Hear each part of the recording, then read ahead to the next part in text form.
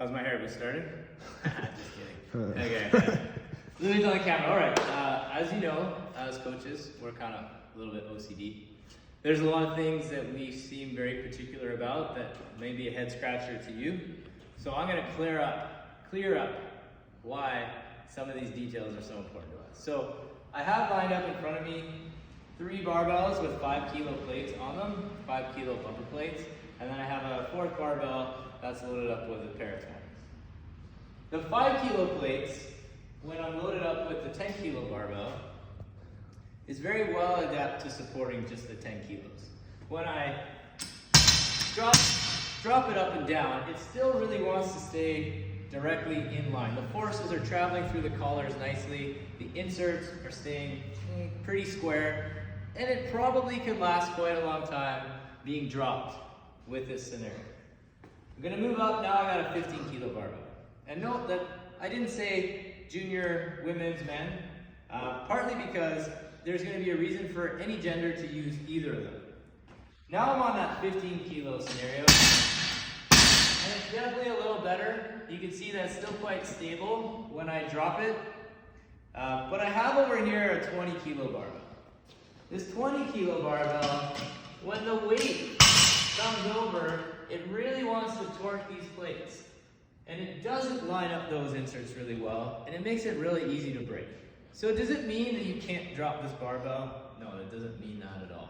But what I'm trying to demonstrate is that it's not gonna last very long if we drop this barbell or we start adding plates to this.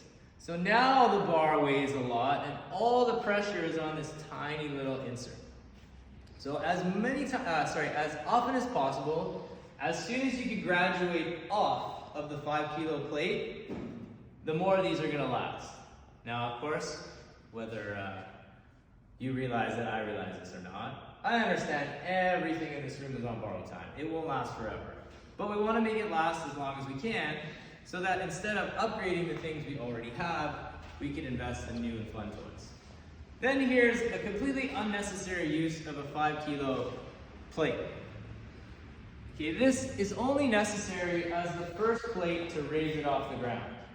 But if I want to put this on my 20 kilo plate, I have to bend it. It doesn't really want to go. And now the majority of the weight is sitting on this plate. And so now taking it off, I am totally torquing on that insert again, putting a lot of wear and tear, where I could have just gone like this.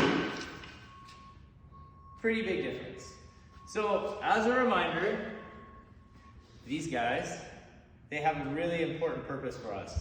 They raise bars off the ground, they make overhead movements droppable, but we shouldn't really try to drop them repeatedly if unnecessary. So overall, I know as a coach, I don't like to say negative things all day long. So I'd rather not have to say, hey, don't do that.